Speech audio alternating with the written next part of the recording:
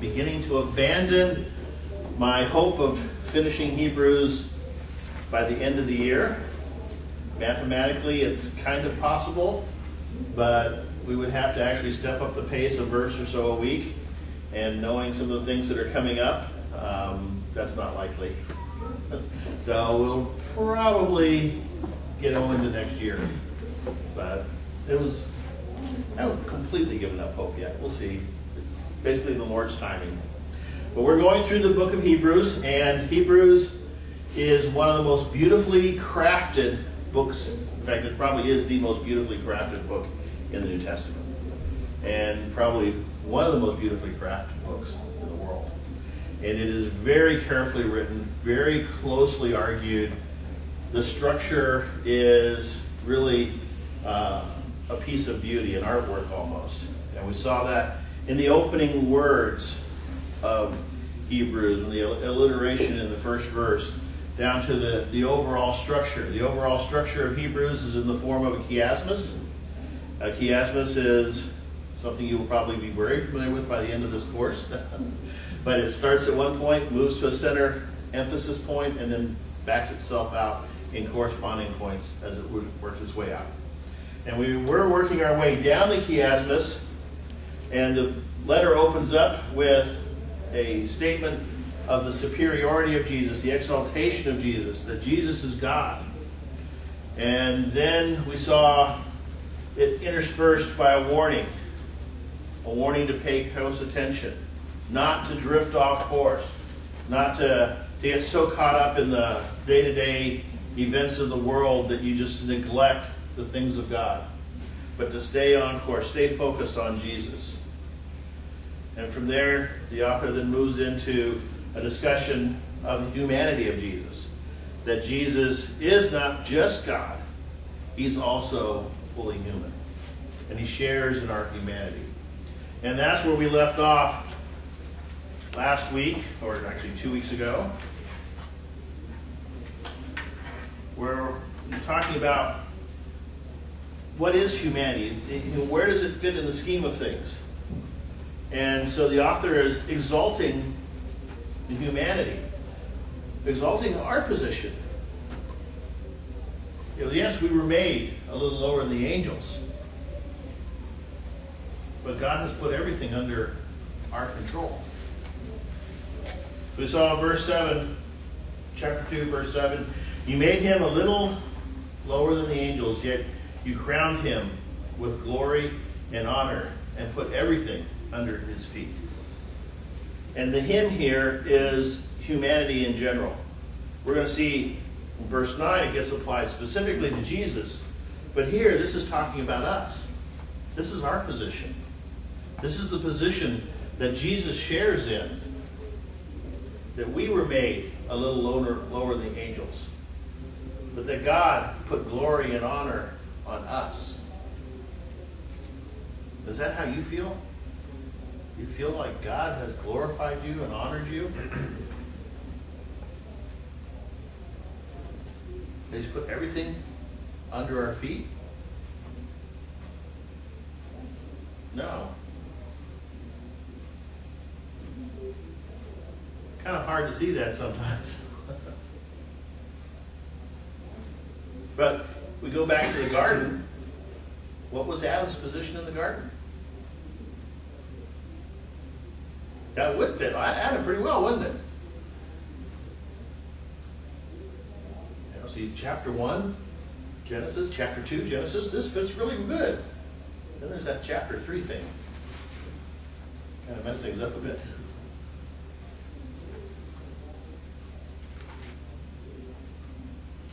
But we have glory and honor. What does that mean? In terms of the rest of creation, it's kind of hard to see because do we honor humanity at the moment? No. What do we honor? What does, not us personally, but what does society honor? They honor the environment. They honor the creation.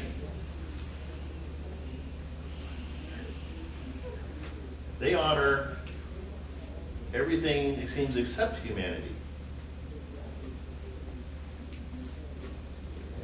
We're a blight on the world.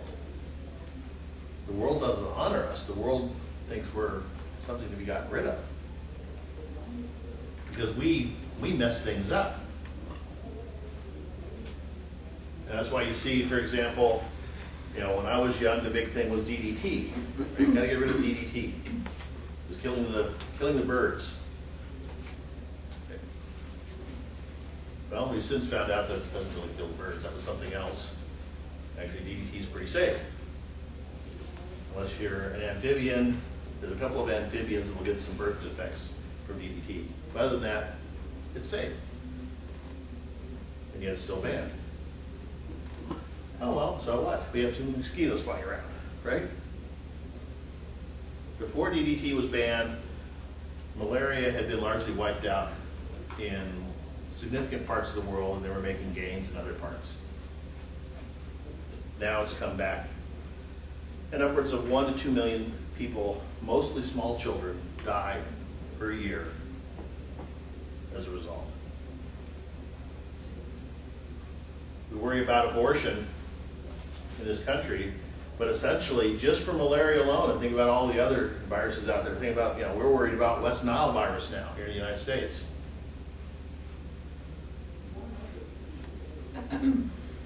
Now, this doesn't mean we should turn around and, okay, we're free to dump everything and really mess up the world.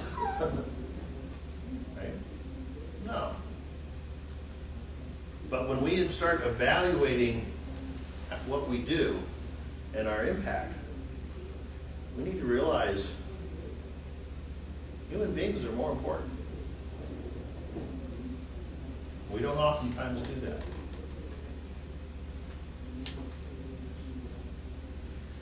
Verse 8, now when God put everything under him, again this is mankind, left nothing outside of his control. However, at the present, we do not yet see everything but under him. We don't see that now, do we? In fact, we look around us, do we feel like we're in control? In some respects, we kind of are. Think about what science has done and how we've been able to control nature through science. But we don't really feel like we have control yet, do we? We're not back in the garden. We're corrupted by sin. There seem to be more evidences lately with, especially weather. So what's that? There seem to be more evidence lately with weather events that we are very much not in control. Yeah. Yeah, we're not in control. We're not where we should be. We're not where God intends us to be. And again, this is both in our personal lives, but also in terms of society, in terms of the way we live on this planet. We're not where God wants us to be.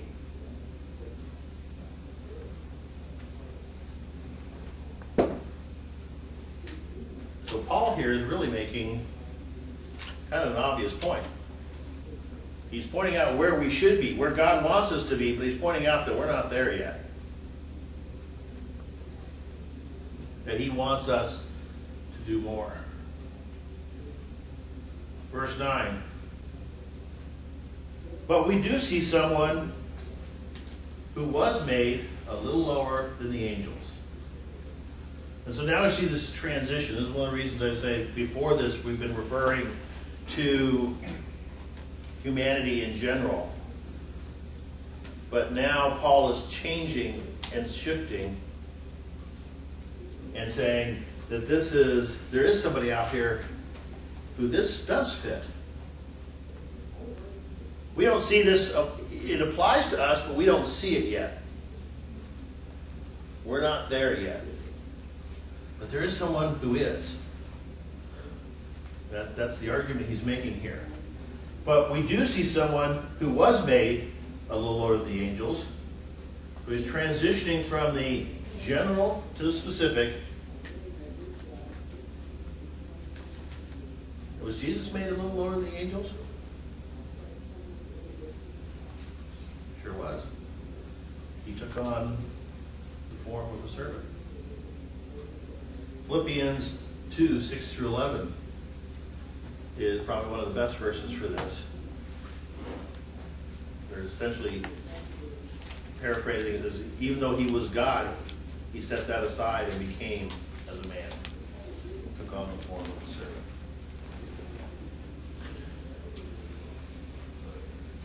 And the context there is a context of that's what we should do. Slight diversion there. The book of Philippians is oftentimes referred to as the book of joy, because joy appears so much in it. But really, if you look down through it, it was a church in crisis. It was a church on the verge of a church split. And it was developing into two factions because people were exalting themselves. And Paul wrote to the church saying that we should be like Jesus. And that how, although Jesus was God, he set all that aside and took on the form of a servant. And that's what we should do. We should, even though we may think that we have all these gifts that God has given us and that gives us some sort of special status, we should set that aside and take on the form of a servant. So he was made a little lower than the angels. 9b. He is Jesus. And finally, we get the word revealed to us. Why doesn't Paul write here, or the author, I have to believe it was Paul, but why doesn't the author say it was the Christ? Or it was the Christ Jesus? Why does he say it was Jesus? Expressing his humanity. Expressing his humanity. Exactly. Yeah, we sometimes read over passages like this and we see the name, we just right on by, don't think much about it. But the author, whenever you write something, you have choices to make. And sometimes those choices are significant. Well, sometimes it's just, changing words so it's not repetitious. English class, you're told not to use the same word over and over and over. And biblical authors do that as well. They change up the words from time to time. But this is the first occurrence of this word in this letter. This is the first time that Jesus has been named. There's no issue of repetition here. And so he does it. He emphasizes Jesus because he's in a section on the humanity of Jesus. And so he just references him as this man who was made lower than the angels. This was Jesus, who was crowned with glory and honor, just like us. This is a statement, because he's just, the previous verse talked about how we were crowned with glory and honor. That we were made lower than the angels. And so was Jesus. That we are made the same as he is, who was crowned with glory and honor because he suffered death so that by the grace of God he might experience death for everyone. Why was he crowned? Because he died on the cross for our sins.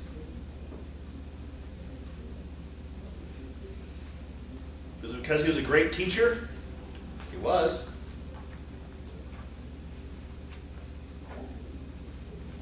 A great spiritual leader? He was. A great person? He was. Why was he crowned with glory and honor? Because he suffered death so that by the grace of God he might experience death for everyone. It was his service to God that crowned him. And I've been reading T.J. Mahaney, I think it's called A Cross-Centered Life, and we see, I'm seeing anyway, it's so easy to read this, but you see his humanity, starting in Gethsemane, the separation from the Father and taking that cup, which is the cup of God's wrath. Never in all eternity has he ever been not had complete fellowship with Father and Spirit, and now he's in his humanity, he's cut off. My God, why have you forsaken me? Mm-hmm. Yeah. So it isn't just dying, it's getting there. Yeah, it's getting there. It's the whole encompassing, taking on the sins. Someone who had never sinned, someone who led a sinless life, suddenly is bearing the sins of the world. And the separation from God. Because when we went through John, remember one of the things we saw with John is that the reason sin is so bad is it separates us from God. It breaks that fellowship we have with God. And that by striving to live a sinless life, it's not so that we can put marks up on the board and say, yep, did that, did that, did that. It's so that we can come closer to God and experience God in a way that we can't when we have our lives clouded with sin.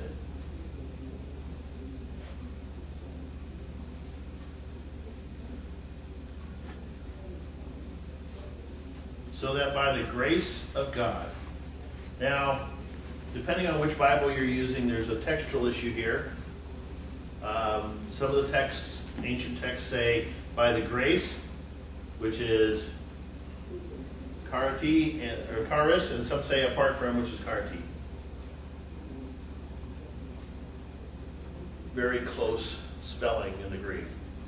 And I happen to think that the textual evidence is actually very strong for grace.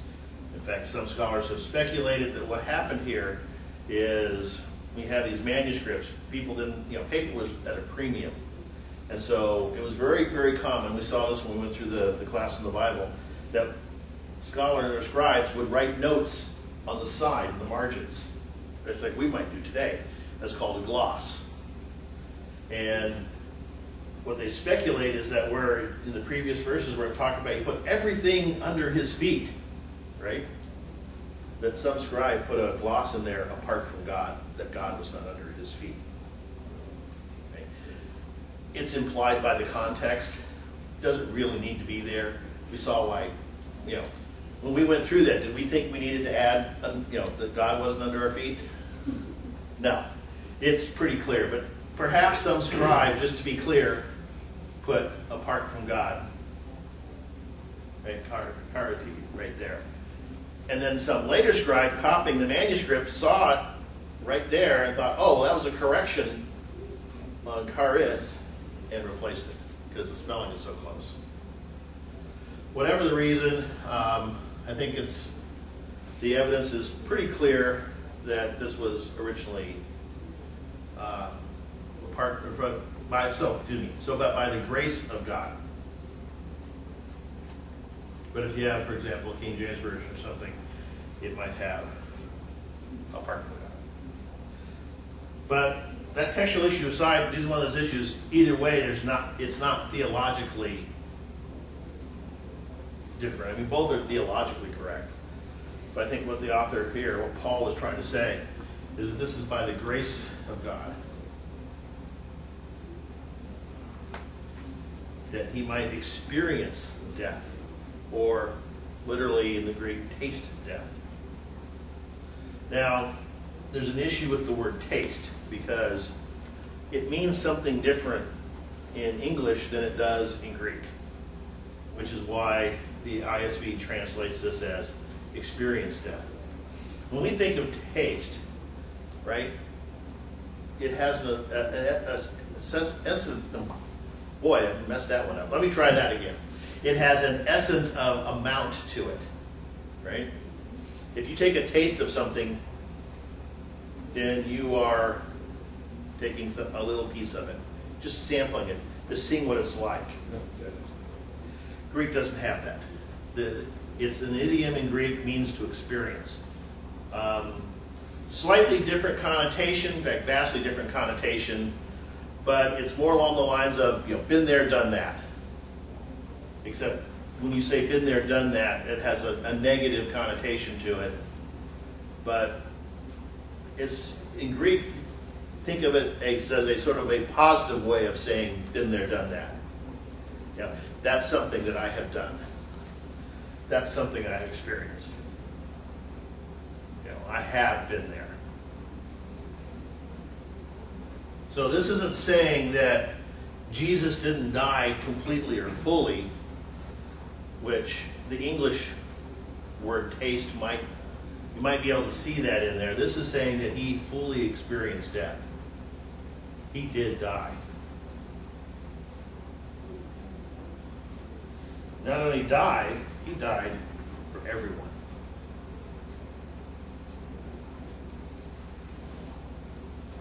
And this is one of those verses that cause people who are 5-point Calvinists a little bit of trouble. Because 5-point Calvinists believe in something called limited atonement. That Christ didn't die for everyone. He only died for the elect. And without getting into all the issues there, this is one of the verses that causes some problems for 5-point Calvinists. And I'm not saying they can't deal with it. I'm not personally satisfied with their answers, which is why I'm not a 5-point Calvinist. But this is one of those problems verses for them. And we all have problem verses, so it's not like they're unusual. But the problem here is that it says he died for everyone. And not only that, is in the Greek text, that word is fronted. Remember, Greek, you don't worry much about word order like you do in English. In English, we determine our subjects and stuff from the order of the words. Right? So in Greek, you don't do that. You determine it by the ending of the words. And so they're free to move their words around a little bit more. And one of the things they would do is they would move words to the beginning of a sentence for emphasis. And we do that to some extent in English.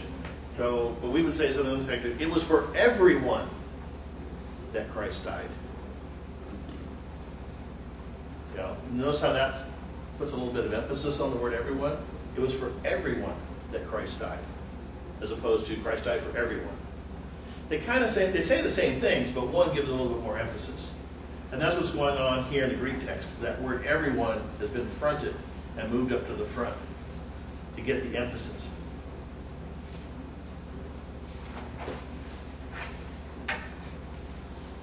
Verse 10. It was fitting that God, for whom and through whom everything exists, should make the pioneer of their salvation perfect through suffering as part of his plan to glorify many children. And so here we have worked our way down all the way to the center of the chiasmus. And this is the key point of this section. This is the point that holds all the emphasis.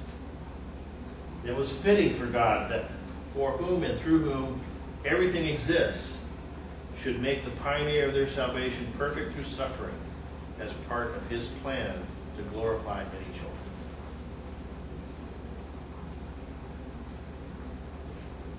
Perfect through suffering. Not exactly what we all want to read, right? We'd like to be perfected through joy and happiness. We'd like to be perfected through things we like to do. That would be a lot easier. But that's not God's plan. And if you look back on your life, and you look at the times in your life where you struggled, if you keep your eyes on God, what happens when you get to the end of that struggle? Are you better? Stronger. Yeah. Now, if you abandon God in that struggle, what happens? It's not pretty. But if you keep your eyes on God, and even though you struggle, and you go, God, why are you doing this to me? Why are you allowing this to happen to me? Why can't everything just go smoothly? Why can't I get a good social worker in Oregon? Why can't something just go right for once? And yet, we all know the answer. It's one of those questions that if you go to a restaurant and you have the prices posted, right? That's one thing. If you go to a restaurant and the prices aren't posted, what's the rule? If you have Should be there. if you have to ask, you can't afford it. Yeah. Right? Well, when we go to God and we say, God, why are you, and we kind of already know the answer, don't we? It's one of those, if you have to ask, you already know the answer. God is working things out in our lives. And the thing about that is, what's Satan whispering in our ears when we go through suffering? God's punishing you. You're bad. You're not worthy. That's right. Yeah. Is that what the text says? Because you were terrible, God makes you suffer? No, what's he doing? Perfecting us. He's making us better. And quite frankly, you probably know people, if you've ever managed people, if you've ever, had employees working under you, you've got your employees, you can throw anything at them, boy, they're just going to dive in, and they're going to work it through, and they're going to come out. And then you've got your employees that, no, we don't want to give them that task. Right? That's just a little bit too much for them. So, that God is putting us through something is really telling us, A, he cares, and B, we're worthy of it. Yeah. And C, he's doing something he did to his son. I'm sorry, was that? He's doing something for us that he did for his son. Yes. We are sharing, however minutely, in what Christ went through. Just as Christ became a human and lived on this earth, and through his suffering was perfected, God is working that out in the same way in our lives. Yeah. Would that mean he was already perfect, but he's perfected in his humanity, which... Yeah, we're going to come to that. Okay. That's coming right up. Yeah. But exactly, that's what's happening in our lives. So, it's like when I went to boot camp, right? I went into boot camp, and it's, it was the Air Force. It wasn't really boot camp. It was more like a resort if you went into the Marines. Or, if you were a Marine or an Army, okay, yeah, I know. It was the Air Force. But, it still was boot camp. And the sergeant still yelled at you, and, you had to run a lot and do a lot of exercises, and your muscles hurt, and all that stuff that you go through in boot camp, right? But yet I came out the other side, and I actually thought I was a better person for it. Wouldn't want to do it again.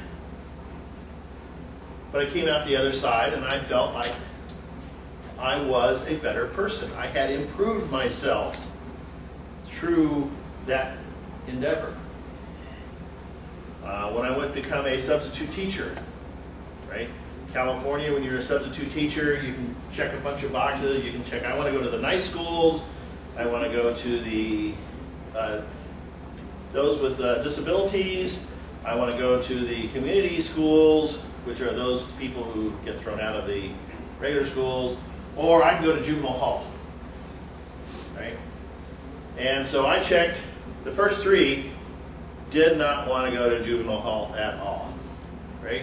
So guess where I spent, out of the 2 years I did substitute teaching, guess where I spent 18 months of that? In juvenile hall, yes. And yeah, never tell God, no, I don't want to do something. But I came out of that experience. It was a tough experience because it actually technically wasn't quite juvenile hall. They had a kind of an in-between category called youth justice system, where if you were in juvenile hall, you were locked away for the day. Youth justice system was at juvenile hall, but it was kids who were on parole. They were not qualified to go to the community schools, which were the schools you go to if you get kicked out of regular schools. So when we graduated people, if they graduated to the community school, that was a real big step up, a real progress for them. So we had kids, and when I walked in on my first day, I was a substitute teacher in the same classroom for 18 months. How often does that happen? Right? I walked in the first day, and he said, your job is to teach them to sit in a classroom and function as students. If you can impart any knowledge along the way, that's a bonus. But your main job is to have them sit in the classroom and function as students. And, you know, that was tough. And I was not used to that. And I was not used to dealing with that type of student. I was not used to having this in-class discussions on whether it's right or wrong to murder somebody, and realizing that it really was an open question on the other side, and I was probably losing the argument. Right? I'm not used to that. But after 18 months, I came out a better person.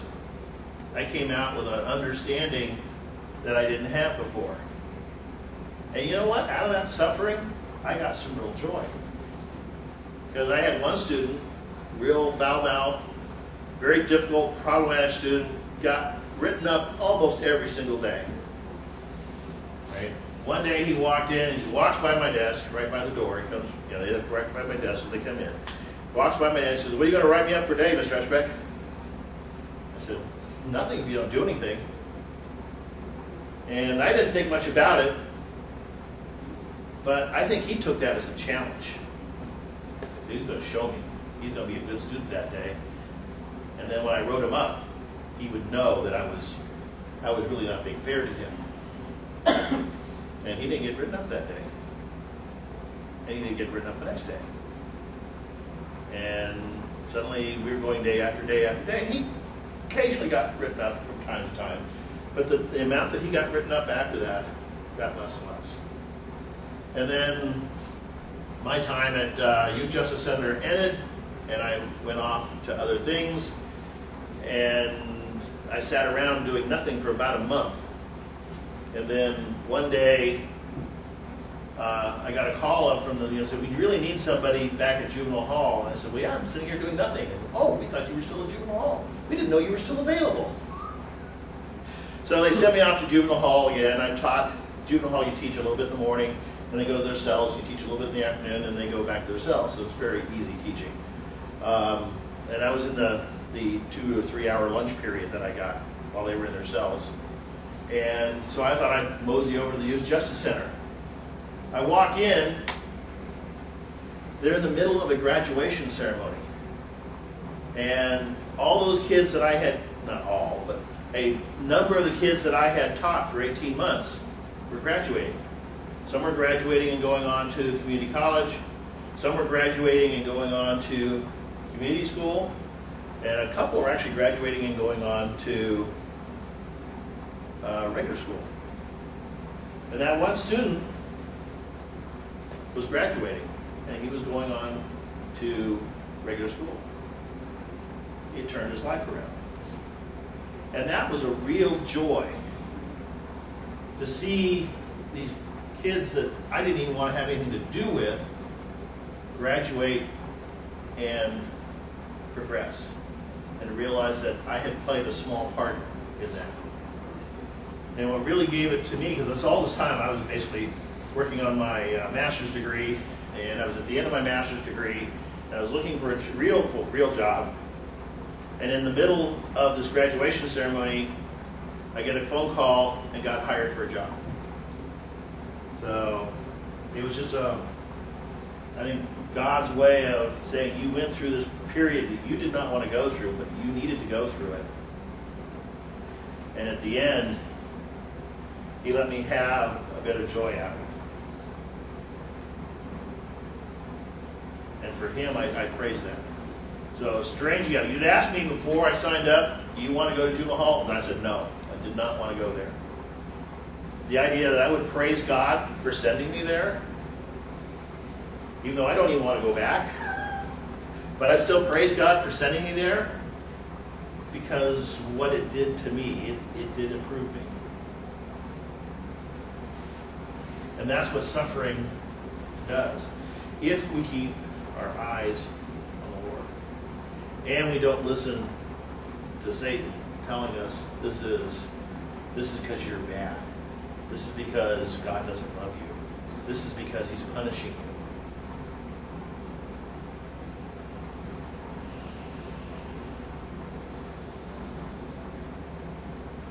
So it's fitting for God to do this.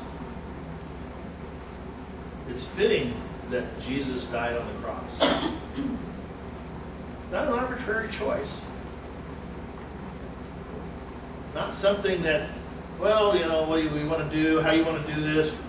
No, this was what was planned. This is what God wanted. It should make a pioneer of their salvation. You may have author in your text, leader maybe. The word here is one of those words that it doesn't really translate well. It's archon. It's basically someone who is a founder of a city and sets it all up and gets it going. Or it can be, it's also used, for example, as a military leader. You can think of a group of troops, and then someone just sort of stands up and leads them and punches through the enemy line and creates a hole, and everybody else can follow through after them. Right? That's sort of the concept that's going on here. That Jesus is the pioneer. He's the leader. He's the author of our faith. He's the one that makes it all possible. He's the one who blazed the trail through which we get to follow. And think about that imagery of a military leader busting through an enemy line, right? Who's got the hard part? The one who busts through, or those who follow after? Well, that's where we are. We get to follow after. He's done the hard work. Quite frankly, He's done all of the work. It's by grace we have been saved. We get to follow on. So He did the work. He blazed the trail. He set everything up. He did everything. Now all we have to do is follow Him. And that's the imagery that's being set up here. Should make a pioneer of their salvation perfect through suffering as part of His plan to glorify the many children.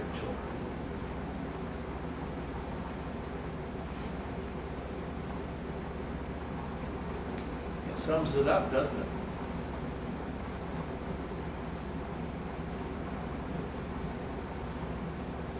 So why was the suffering fitting?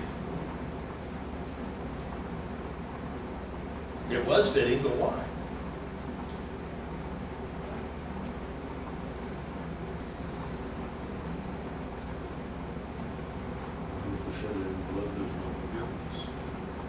Yeah, definitely part of it. Writing to a Jewish person who believed in the Old Testament Levitical type law, and then you're going to be looking at the punishments that God meted out back in the beginning of Leviticus and stuff. You're looking at those and thinking that this is what we're going to have to suffer for. Christ has done all that suffering. He's trying to lay that all across to you. Christ's done all that suffering that should be yours. Yeah. It's within the suffering, the sin. We tend to take sin as something light. No, it's just, it's just a little sin. But still a rebellion against God is still extremely serious. It breaks our fellowship with God. And that has to be reconciled. Sin in of itself is suffering. So that it is rectified through suffering is fitting.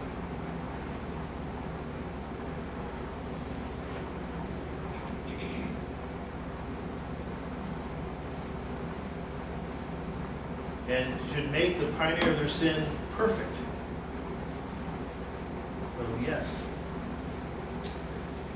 It raises a nice theological question: is if he's made perfect through suffering, does that mean he was imperfect before?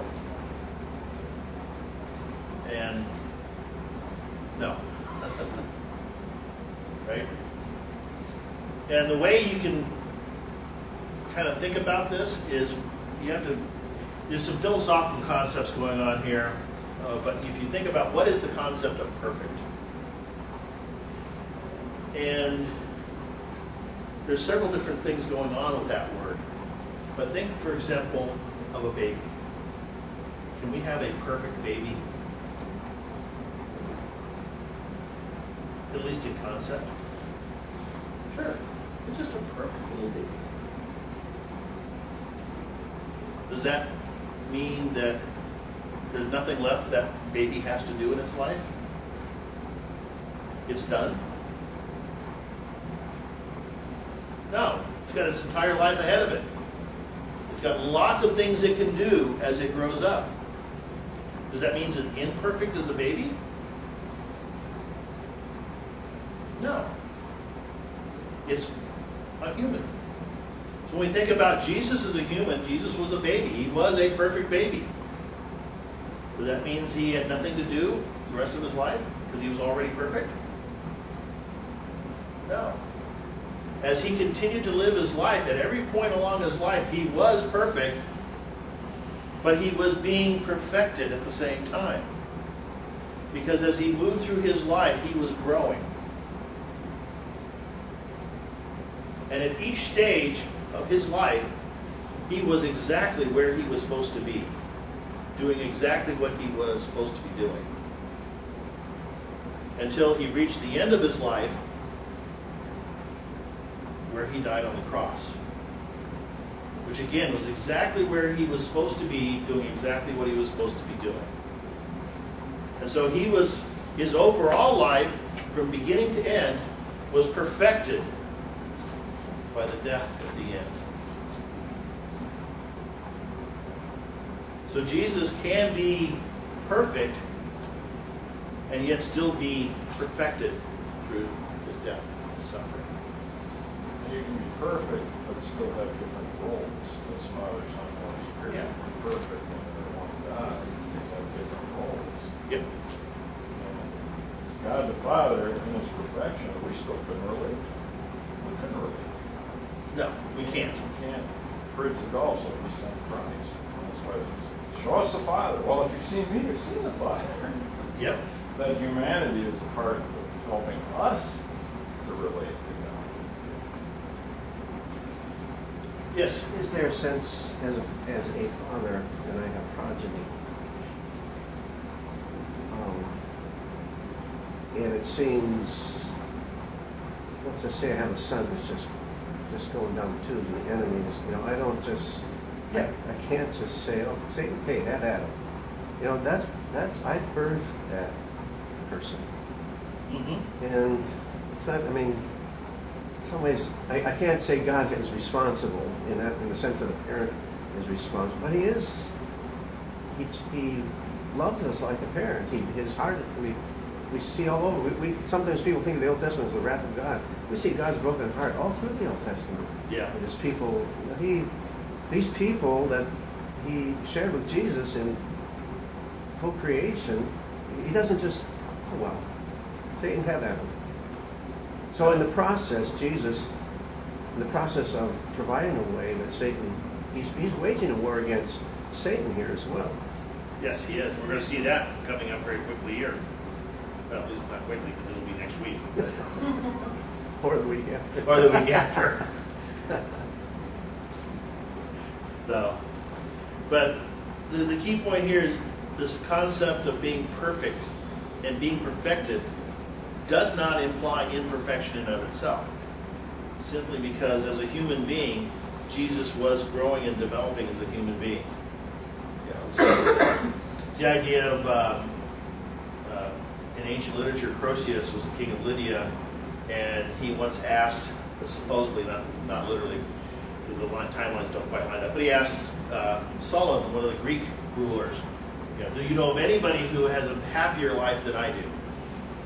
And without going into all the details, Solon, through a series of stories, basically told him, there's no way you can know who has the happiest life until the end of that life, because you don't know what's going to happen in the future.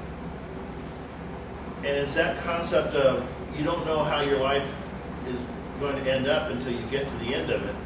But over that time, you can still live a perfect life, a life in service to God, which is doing what you're supposed to be doing when you're supposed to be doing it. And that's the perfect life. So Jesus, in middle age, right, halfway through his life, was perfect at that point, but would be perfected by how he lived out the rest of his life. And that's the concept here. He was perfected, but he was still perfect. Anyway, let's go ahead and close at that point.